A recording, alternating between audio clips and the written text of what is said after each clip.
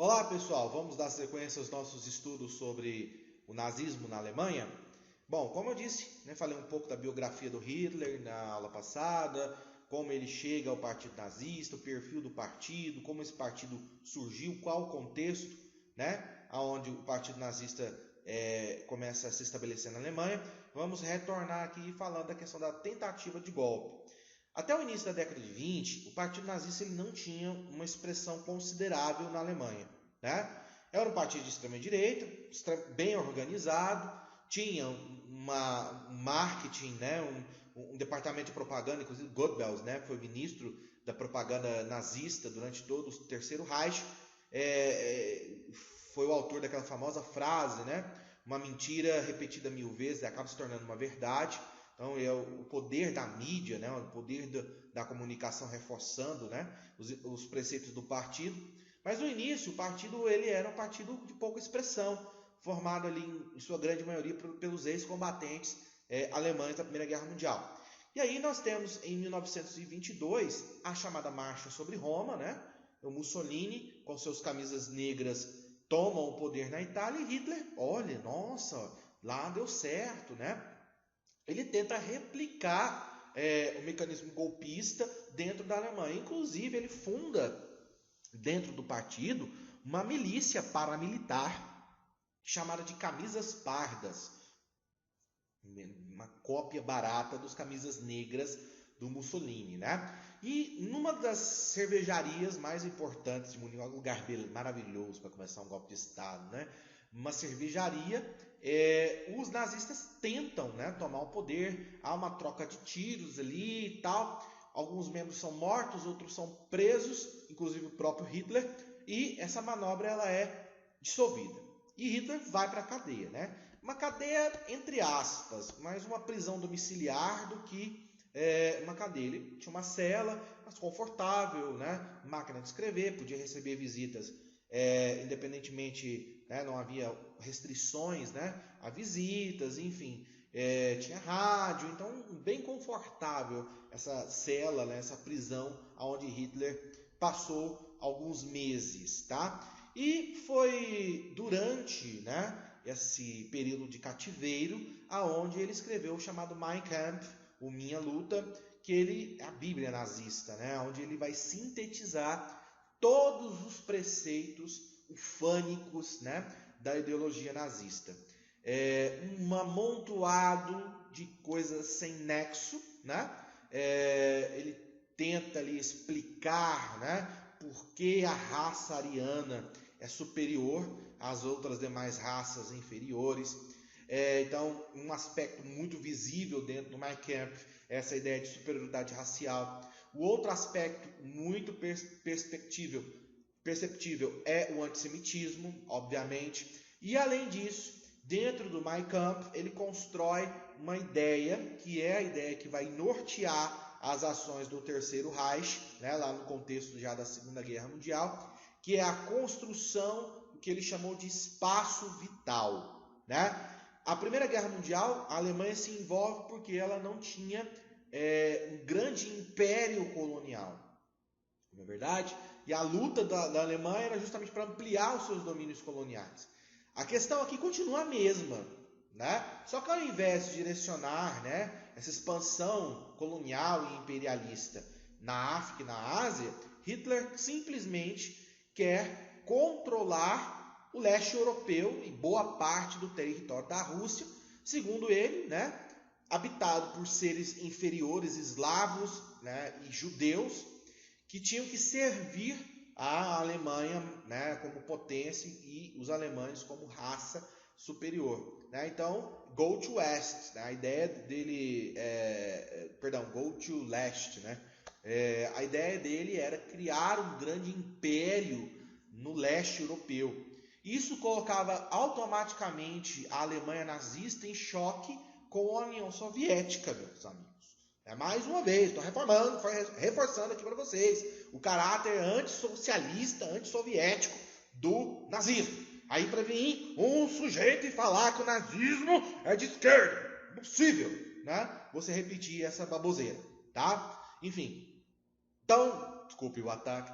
E aí, concluindo, né, esse processo de escrita, né, do nazismo, ele sai da cadeia em 1925. Só que aí ele entra numa Alemanha diferente do que a Alemanha que ele entrou no período da cadeia. Muita coisa rolou, né, no país desses meses que ele ficou preso. Quase 2 anos, né, de detenção, vamos dizer assim. A Alemanha havia se recuperado daquele trauma, né, inicial, ali, do período dos anos iniciais do pós-guerra. Então a economia já estava se restabelecendo, já estava se engrenando. A República de Weimar, que era um regime tido como fraco, conseguiu ali, né, aos trancos e barrancos também se estabelecer. Então havia uma conjuntura diferente. Não era aquele estado de pânico e de caos, né, que Hitler tinha, né, no início da década de 20. E onde, se você não tem esse estado de pânico e de caos, né, você não tem um inimigo a ser combatido, a ideologia nazista e fascista ela murcha, ela não se desenvolve. Porque o nazismo, o fascismo, de uma forma geral, ele precisa de um inimigo.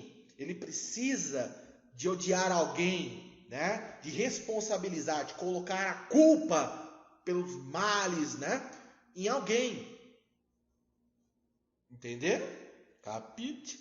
Né? Mas enfim, vamos continuar.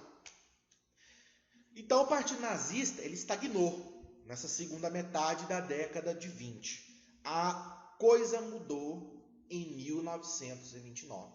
Com a crise de 1929, é como se o partido nazista recebesse uma injeção de Red Bull na veia, né? A Alemanha mergulhou numa crise econômica, social e política sem precedentes na história do país, né?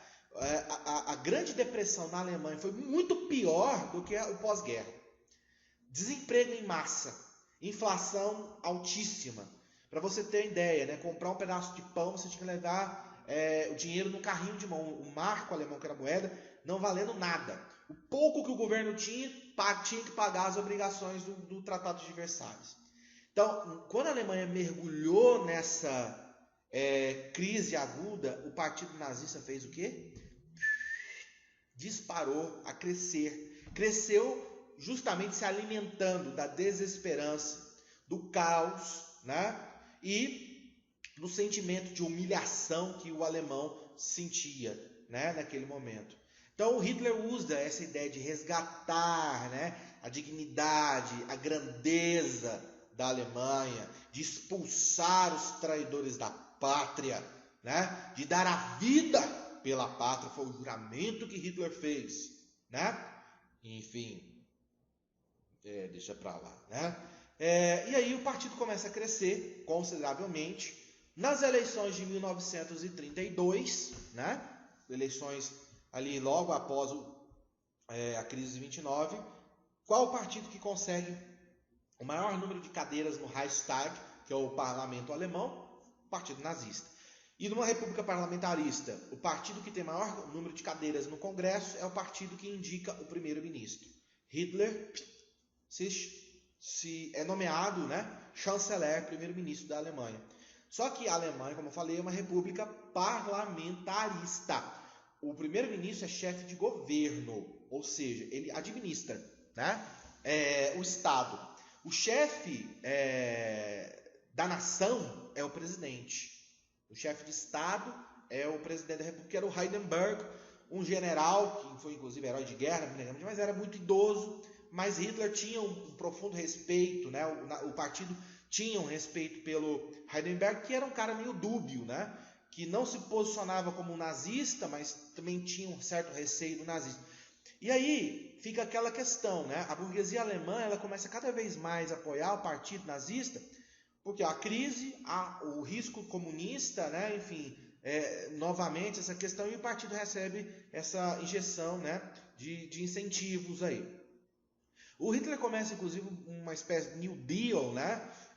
Alemão, investindo em grandes obras de infraestrutura chamadas Autobahns, né? Que até hoje são as rodovias mais modernas do mundo. A Autobahn não tem limite de velocidade, né? Nas rodovias alemãs. Você pode entrar com o seu carro e andar a centenas de quilômetros por hora, né? Sem nenhum problema. Rodovias extremamente largas, modernas, já pensando em movimentar suas tropas e seus Panzers, né? Futuramente, mas enfim. Ele começa esse projeto de modernização, né? de infraestrutura, mas em 1932, no finalzinho de 32, início de 33, Hindenburg adoece e morre.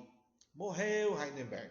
E aí, meu camarada, o Hitler, usando a sua SA, né, as suas sessões de assalto, manda incendiar o parlamento alemão, coloca a culpa nos comunistas. Olha, tá vendo? Os comunistas estão tentando dar um golpe de Estado contra a Alemanha. E assume o poder de forma total. E aí ele se auto-intitula Führer, né? O líder supremo da Alemanha. E aí nós temos o início da ditadura nazista na Alemanha, o Terceiro Reich. Então, diferentemente, né, do Mussolini, que chega ao poder ao golpe, Hitler alça ao poder pelo voto do alemão. O alemão o coloca como chanceler. E aí é um passo para ele chegar ao poder absoluto dentro da Alemanha. Tudo bem? Beleza? E o partido nazista vai diversificar, né, as suas atuações. A SA cresceu muito. Hitler tinha receio, né, do poder da SA, a chamada Noite dos Longos Punhais. Ele passa o serrote nos líderes da SA e cria a SS, que é a seção de proteção, né? Surgiu da guarda pessoal, nazistas extremamente fervorosos, que defendem, que não juram, né? Não fazem juramento à Alemanha, mas ao Führer, a obediência total ao Führer, né? E aí é a cartilha que nós já conhecemos: monopartidarismo, suspensão das eleições, censura, perseguições, prisões, a montagem de campos de concentração, né? Os campos de concentração inicialmente não foram feitos para o extermínio de judeus, mas para aprisionar e eliminar os inimigos do regime, implementando então a ideia de Estado total. E também sistematizando a perseguição aos judeus. Em 1935 nós temos a aprovação das leis de Nuremberg, que restringia muitas coisas, muitos direitos aos judeus, o direito de casamento, né, judeu com alemão, confiscava bens, exigia que o judeu se identificasse, né, usasse um bracelete, né, com a estrela de Davi, enfim, uma série de restrições. E ao mesmo tempo sempre a questão do reforço da propaganda, a ideia de que o nazismo era a ordem restabelecida, a grandeza da Alemanha, e nada melhor do que a gente usar as imagens, né, para a gente entender. Dá uma olhada nessas duas imagens aqui. Aqui nós temos o congresso, né, do Partido Nazista, Nuremberg, 1935, 36. Olha os soldados, né, todos os SS aqui, né, todos perfilados, né, uniformizados, marchando, cantando aquelas canções de ordem, né, o chão até estremecia, né, com a marcha dos soldados. Então essa ideia de unidade, de força, de identidade nacional. Aqui nós temos uma imagem da abertura dos Jogos Olímpicos de 1936, né, na Alemanha, onde aconteceu aquele episódio, né, de um atleta afro-americano, né, ganhar vários ouros lá nas provas de atletismo, e Hitler se negar a entregar as medalhas para ele, enfim. Mas você vê essa questão do reforço da imagem, da unidade nacional, do partido em si, né? Aqui você não vê bandeiras da Alemanha, você vê bandeiras do partido nazista. Beleza? Tudo bem? Bom, à frente do governo, como a gente estava falando, voltando aqui, né? A eliminação da oposição, a perseguição, estabelecimento do sistema de perseguição aos judeus, e Hitler rasga ali, literalmente, o Tratado de Versalhes, reativa o seu complexo militar, inicialmente em segredo, né, para evitar represárias da França e da Inglaterra, e estabelece o Terceiro Reich. Aí você está perguntando, professor, mas por que a França e a Inglaterra não fez nada para conter Hitler? Porque os franceses e os ingleses não queriam uma nova guerra de jeito nenhum, né? Cicatrizes muito profundas. E você tem que lembrar que o antissemitismo e o antissocialismo também era coisa muito simpática dentro das democracias liberais da França e da Inglaterra. Você tinha inglês que defendia o nazismo, né? Tinha subsidiário do partido nazista na Inglaterra, por exemplo, tá? Enfim, então nós temos esse cenário que permite a ascensão do partido e essa dinâmica. Até mais. Tchau, tchau.